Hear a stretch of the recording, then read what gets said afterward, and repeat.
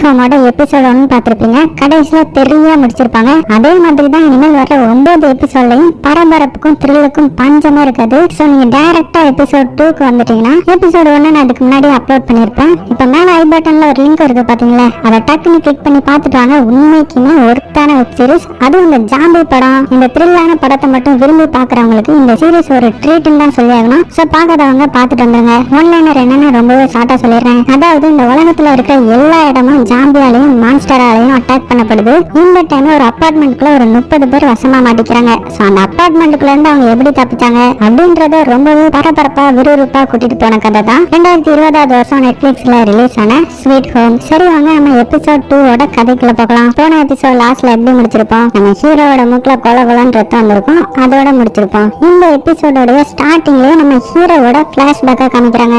அங்க பாத்தீங்கன்னா நம்ம ஹீரோ ஒரு கேமர் போல ஸ்கூல் எல்லாம் கட் பண்ணி பயங்கரமா கேம் விளையாண்டுட்டு இருக்கான். அவனுடைய கையில பார்த்தா ஏதோ ஒரு பெரிய தலைமை மாதிரி இருக்குது. பயபுல ஏதோ சூசைட் பண்ண ட்ரை பண்ணிருக்கான் போல. வெளியில பாத்தீங்கன்னா நம்ம ஹீரோட அம்மா பயங்கரமா கதவை தட்டுறாங்க. டே வாரியாடா நாங்க கிளம்ப போறோம்னு. ஆனா நம்ம ஹீரோ ஒழுங்கா ரெஸ்பான்ஸ் கூட பண்ண மாட்டேதான். சரி இவன் வரமாட்டான் போலன்னு நம்ம ஹீரோ விட்டுட்டு அவங்க மட்டும் ஃபேமிலி ட்ரிப்பா கார்ல போறாங்க. அப்படி போயிட்டு இருக்கும்போது கூட நம்ம ஹீரோவை பத்தி தான் ஃபீல் பண்ணி பேசிட்டு இருக்காங்க. எதுக்கு இவன் இந்த மாதிரி இருக்கிறான்னு. அப்ப பாத்தீங்கன்னா ஆப்போசிட்ல ட்ரக் ஓட்டிட்டு வந்தவனுடைய மூக்குல கொலகொலன்னு ரத்தம் வந்து அப்படியே அவன் ஸ்டீரிங் மேல படுத்துறான். அதனால அந்த ட்ரக் நேரா நம்ம ஹீரோவோட ஃபேமிலி கார்ல வந்து மோதுது. அவ்வளவுதான் ஸ்பாட் அவுட். அடுத்த சீன்ல நம்ம ஹீரோ அப்படியே கதறி அழுகுறான். இனிமேல் நான் எப்படி இந்த உலகத்துல தனியா வாழ்வேன் அப்படி இப்படின்னு பயங்கரமா கதறான். அப்படியே சீன் கட் பண்ணி இப்ப பிரசன்ட்ல காமிக்கிறாங்க. இன்னுமே நம்ம ஹீரோ மயக்கத்துலதான் இருக்கிறான். இன்னும் முழிச்சுக்கல. என்னடா போன பாட்டுல தான் நம்ம ஹீரோ முழிச்சு அவனுடைய மூக்குல இருந்து கூட ரத்தம் வந்துச்சான்னு நீங்க நினைக்கலாம். ஆனா பாத்தீங்கன்னா போன பாட்டு எண்டிங்ல அடுத்த நாள் காலையில விடிஞ்சு அப்பதான் நம்ம ஹீரோவுக்கு மூக்குல இருந்து ரத்தம் வந்திருக்கும். இப்போ எதை காட்டுறாங்கன்னா போன பாட்டு எண்டிங்ல அபார்ட்மெண்ட்டுக்கு கீழே கூட ஒரு ஜாம்பி வந்து ஒருத்தனுடைய ரத்தத்தை உறிஞ்சிருக்கும் பாத்தீங்களா. கரெக்டா அந்த இன்சிடென்ட் நடந்து ஒரு 5 நிமிஷம் கழிச்சு காட்டுறாங்கன்னு வச்சுக்கோங்க. சோ இன்னுமே நம்ம ஹீரோ மயக்கத்துலதான் இருக்கான். அந்த அரண்ட்ரவுசர் பொண்ணு நம்ம ஹீரோ பக்கத்துலதான் உட்கார்ந்து இருக்கா. அவளுக்கும் இன்னுமே தெரியாது கீழே இந்த மாதிரி ஒரு ஜாம்பி வந்திருக்குன்னு. அப்படியே கட் பண்ணி இந்த சைடு நம்ம ஹீரோயினை காமிக்கிறாங்க. அவளுக்கும் எதுவுமே தெரியாது. சோ ஜாலியா மொபைல் நோண்டிட்டு பேஸ்மெண்ட்டுக்கு வந்துட்டு இருக்கும்போது திடீர்னு கால் ஸ்லிப் ஆகி கீழே விழுந்துடுறா. அப்ப பாத்தீங்கன்னா யாரோ நடந்து வர்ற மாதிரியான சத்தம் கேக்குது. நம்ம ஹீரோயினும் பயந்துடுறா. ஆனா பாத்தீங்கன்னா அந்த கேங்ஸ்டர் தான் நடந்து வந்திருக்கான். நம்ம ஹீரோயின் கிட்ட நின்னதும் அப்படியே அவளுடைய மொபைல் எடுத்து கையில வச்சுட்டு நான் படுத்துக்கிட்டே மொபைல் யூஸ் பண்ணிட்டு இருக்கேன் அப்படின்ற மாதிரி சமாளிச்சுட்டு இருக்கும்போது முன்னாடி பாத்தீங்கன்னா ஒரு ஜாம்பி நேரம் அந்த கேங்ஸ்டர் மேல தாலி கடிக்க பாக்குது. ஆனா இவன் தான் கேங்ஸ்டர் ஆச்சு. அந்த ஜாம்பியை போட்டு பயங்கரமா அடிக்கிறான். இந்த ஜாம்பி உங்களுக்கு ஞாபகம் இருக்கா? போன பாட்டுல அந்த அரட்ரோசர் பொண்ணுடைய கதவை அடிக்கும் பாத்தீங்களா, அந்த ஜாம்பி தான் இது. சோ அந்த ஜாம்பியை கொடூரமா அடிச்சு மிதிச்ச மிதியில செவரோ உடஞ்சிருக்குன்னா பாத்துக்கோங்க. அந்த அளவுக்கு வெளியில அந்த ஜாம்பியை போட்டு அடிச்சிடறான். அப்படியே கட் பண்ணி இங்க பேஸ்மெண்ட்ல காமிக்கிறாங்க. ஒருத்தனுடைய ரத்தத்தை உறிஞ்சிருக்கும் பாத்தீங்களா, அவனுடைய டெட் பாடியை அந்த ஃபயர் ஃபைட்டரும் ஒரு ஆர்மி மேனும் இந்த அபார்ட்மெண்ட்டுக்குள்ள மாட்டிருப்பான். அவனும் சேர்ந்து ஓரமா எடுத்து வைக்கிறாங்க. அப்படியே கட் பண்ணி இந்த அரட்ரோசர் பொண்ணை காமிக்கிறாங்க. அவ கையில ஒரு பேட் வச்சுக்கிட்டு அப்படியே பேஸ்மெண்ட் பக்கம் நடந்து வரா. அப்ப பாத்தீங்கன்னா ஒருத்தன் செவுத்துலயே முட்டிட்டு நிக்கிறான். இதெல்லாம் அப்படியே பயந்துகிட்டே வரா. என்ன இருக்கு அவனுக்கு அப்படின்ற மாதிரி யோசிச்சுட்டே வந்துட்டு இருக்கும்போது அங்க நின்றுட்டு இருந்தவனுடைய மூக்குல இருந்து ரத்தம் வந்து நேரா இவளை அட்டாக் பண்ண வரா. இவளுக்கு என்ன பண்றதுன்னே தெரியல. பயத்துல அப்படியே திரும்பினா அந்த பேட் அவன் மேல பட்டு அவன் கீழே விழுந்துடுறான். ஐயோ தெரியாம அடிச்சிட்டேன் சாரிங்கன்ற மாதிரி சொல்லும்போது கரெக்டா அந்த இடத்துக்கு டீச்சர் வராரு. இந்த டீச்சர் யாருன்னு ஞாபகம் இருக்குதுல்ல, அதான் போன பாட்டு கூட லிப்டுக்குள்ள வந்து என்ட்ரி ஆகிப்பாரு. அதே டீச்சர் தான் இவரு. சோ குழம்பிக்காதீங்க, அடிக்கடி இந்த கேரக்டர் வரும். அவர் இந்த அரட்ரோசர் கிட்ட வந்து அவனுடைய பக்கத்துல போகாதன்ற மாதிரி சொல்லவும் அந்த மயங்கி விழுந்தவன் ஒரு மான்ஸ்டரா வெளியில வரான். பாக்குறதுக்கு ரொம்பவே கொடூரமா இருக்கான். நேரா அந்த அரட்ரோசரை அட்டாக் பண்ண வரவும் நம்ம டீச்சர் கரெக்டா கத்தி வச்சு அந்த மான்ஸ்டரோடைய தலையை வெட்டிடுறாரு. அதனால அந்த மான்ஸ்டரோடைய தலை 2 துண்டாகிறது. அங்க கட் பண்ணி இந்த பேஸ்மெண்ட்டை காமிக்கிறாங்க. இப்போ ஒரு ஜாம்பி வந்துட்டு போனதுனால எல்லாரும் என்ன பண்றாங்கன்னா ஒரு இடம் விடாம உள்ள வர்றதுக்கான எல்லா வழியையும் என்னெல்லாம் கிடைக்குதோ அதெல்லாம் வச்சு அடைக்க ஆரம்பிக்கிறாங்க. அப்ப ஒரு அம்மா வந்து என்னுடைய பொண்ணு இன்னுமே வரல, அவ அந்த லொகேஷன்ல தான் இருக்கிறா,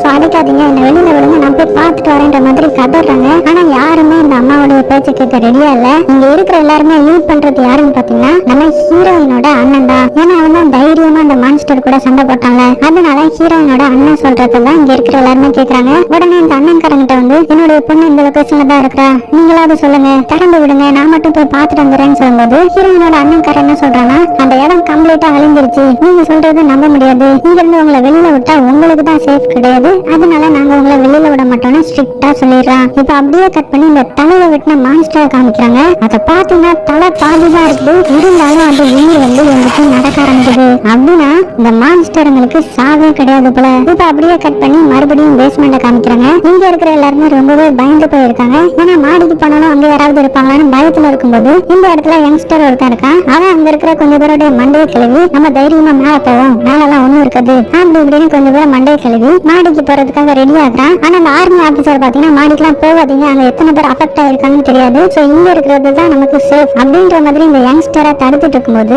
அப்ப மாடியில இருந்து யாரோ வர்ற மாதிரியான சத்தம் கேக்குது. அது போக அந்த கதவையும் திறக்கிறாங்க.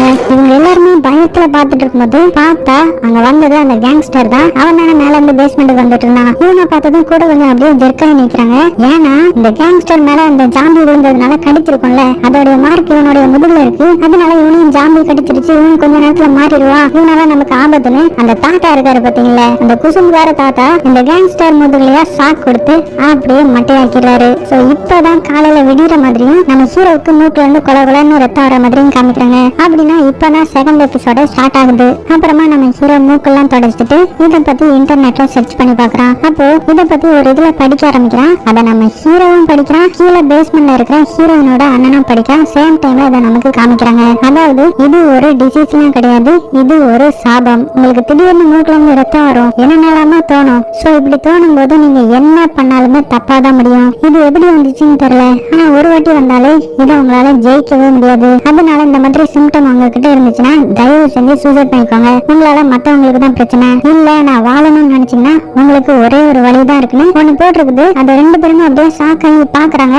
அது என்னன்னு நமக்கு காமிக்கல. அப்படி படிச்சுட்டு இருக்கும்போது இன்டர்நெட் அப்படியே கட் ஆகிருது. சோ இப்படி இருக்க நம்ம ஹீரோவுக்கு கொஞ்சம் பசிக்க ஆரம்பிக்குது. உடனே போன பாட்டுல ஒரு மேகி டோர் பின்னாடி வச்சுட்டு போனாங்களா, அது கூட செதறி கிடக்குமே, அது இருக்குமான்னு பாக்குறதுக்காக மெதுவா கதவை திறக்கிறான். இந்த தலை இல்லாத மான்ஸ்டர் நம்ம ஹீரோவோட ரூம்குள்ள வருது. நம்ம ஹீரோவுக்கு அப்படியே அள்ளி விட்டுருது. அப்பயாம அப்படியே உட்காந்துக்கிறான். அப்படியே வாயை போட்டுட்டு நிப்பான் பாருங்க. அவனுடைய ஹார்ட் பீட்லாம் அப்படியே ரேஸ் ஆகும். என்ன பண்றதுன்னு தெரியாம முழிச்சிட்டு இருக்கும்போது அந்த மான்ஸ்டர் உள்ள வந்து எனக்கு கண்ணு தெரியல அப்படின்ற மாதிரி சொல்லிட்டே இருக்குது. உடனே நம்ம ஹீரோ ஒரு கம்பி எடுத்து போட்டு தரலான்னு மெதுவா கம்பி எடுக்கிறான். கீழே பேஸ்மெண்ட்ல மெயின்டெனன்ஸ் ரூம்ல ஹீரோனோட அண்ணன் என்ன பண்ணிட்டு இருக்கானா, எல்லாருமே கான்டாக்ட் பண்றதுக்காக ஒரு மைக் மாதிரி ஒண்ணு இருக்கும், அது மூலமா கான்டாக்ட் பண்றான். ஆனா இந்த மான்ஸ்டருக்கு காது நல்லா கேட்கும் போல, எனக்கு காது கேட்கும் அப்படின்னு சொல்லி அவனை சிம்பிளி அட்டாக் பண்ணிடுது. இதை பார்த்துட்டு நம்ம ஹீரோ கம்பி வச்சுலாம் அதை ஜெயிக்க முடியாது, அசையாம உட்காந்துக்க வேண்டியதான் அப்படின்ற மாதிரி வாயை பொத்திக்கிட்டு அப்படியே உட்காந்துக்கிறான். அந்த மான்ஸ்டரை அப்படியே கிராஸ் பண்ணி நம்ம ஹீரோ விட்டு வெளியில போயிருது.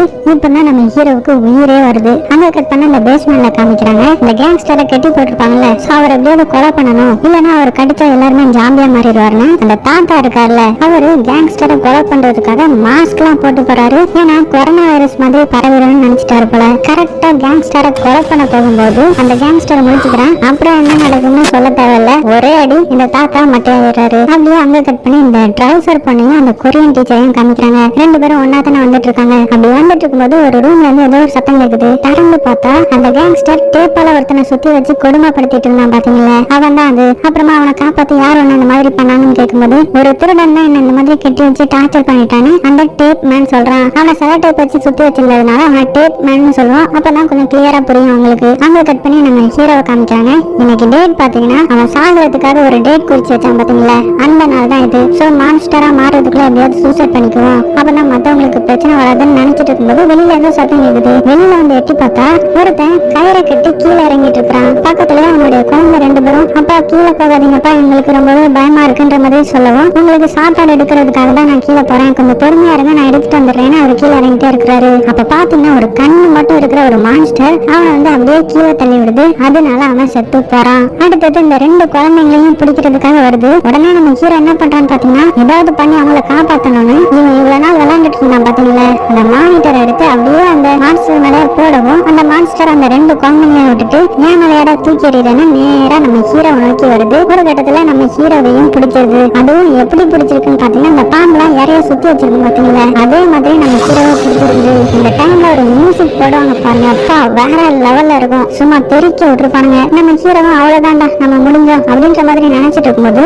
அந்த மான்ஸ்டரோடைய தலை மட்டும் தனியா வந்து வருது. நம்ம ஹீரோ தப்பிச்சிடறான். என்னன்னு பார்த்தா அந்த மான்ஸ்டரை யாரோ சுட்டிருக்காங்க. யார்டா இப்படி நம்மளை காப்பாத்தினான்னு வெளியில எட்டி பார்க்கும்போது இவனுடைய ரெண்டு ரூம் தள்ளி ஒரு பாய் இருக்கிறாரு. அவர் தான் கண்ணை வச்சு நம்ம ஹீரோவை காப்பாத்தி இருக்காரு. அப்புறமா ஒரு போர்டுல எழுதி காமிச்சு சத்தம் கட்டாம அப்பதான் அது பக்கத்துல வராதுன்ற மாதிரி எழுதி காமிக்கிறாரு. அப்ப பாத்தீங்கன்னா ஒருத்தன் கீழே விழுந்தான் பாத்தீங்களா, அதான் அந்த ரெண்டு குழந்தையோட அப்பா. அவரை அந்த ஜாம்பி கடிச்சதுனால அவரும் ஜாம்பியா மாதிரி எழுந்து போறாரு. சோ இப்ப இந்த ரெண்டு குழந்தையுமே தனிமையா ஆகிட்டாங்க. அதனால அந்த வந்துட்டு இருக்கும்போது அந்த பாய் மறுபடியும் அவனை எழுதி காமிக்கிறாரு. என்னன்னு பாத்தீங்கன்னா இங்க இருந்து 2 பிளாட் கீழே தான் அந்த குழந்தைகள் இருக்கிறாங்க. சோ அவங்களை காப்பாத்தணும்னா கண்டிப்பா கீழே போய் ஆகணும். ஆனா போற வழியில ஏதாவது மான்ஸ்டர் இருந்துச்சுன்னா நம்ம ஹீரோவுக்கு சங்குதான். அதனால உன்னுடைய மொபைல் போன்ல யாருக்காவது கால் பண்ணி அப்படியே வச்சுக்கோ. ஏதாவது ஒரு மான்ஸ்டர் பக்கத்துல வர்ற மாதிரி இருந்துச்சுன்னா உன்னுடைய மொபைல் வந்து கீச் கீச்சுன்னு சத்தம் கேட்கும். அது மூலமா நீ மான்ஸ்டர் கிட்ட இருந்து தப்பிச்சு எப்படியாவது கீழே போய் அந்த 2 குழந்தையும் காப்பாத்திக்கணும் அந்த பாய் எழுதியிருக்காரு. உடனே நம்ம ஹீரோவும் அந்த 2 குழந்தைய காப்பாத்துறதுக்காக அவனுடைய மொபைல்ல எமர்ஜென்சி நம்பருக்கு கால் பண்ணி ஹெட்செட் மாட்டிக்கிட்டு நேரா அந்த குழந்தைய காப்பாத்துறதுக்காக கீழே போக ஆரம்பிக்கிறான். அப்படியே அங்க கட் பண்ணி இந்த கொரியன் டீச்சரையும் அந்த அரை ட்ரௌசரையும் காமிக்கிறாங்க. அவங்க கூட தானே அந்த டேப் மேன் வந்துட்டு இருந்தான். அவன் என்ன சொல்றாங்கன்னா, நீங்க போங்க, நான் வரல, நான் என்னுடைய ரூம்லயே இருக்கிறேன், எனக்கு ரொம்பவே பயமா இருக்கு அப்படின்னு சொல்லி இவங்க கிட்ட இருந்து நைஸா கலந்துக்கிறான். இந்த சைடு நம்ம ஹீரோ என்ன பண்றான்னா, இந்த பாயோட வீடு தானே ஃபர்ஸ்ட் பக்கத்துல இருக்குது, அதனால அந்த பாய் கிட்ட போய் ஹெல்ப் கேட்கலான்னு நேரா அந்த பாயோட ரூமுக்கு போனதுன்னு தான் தெரியுது அந்த பாய் ஒரு ஹேண்டிகேப்டு. சோ ரொம்ப வருஷத்துக்கு முன்னாடி ஆர்மில இருந்திருப்பார் போல,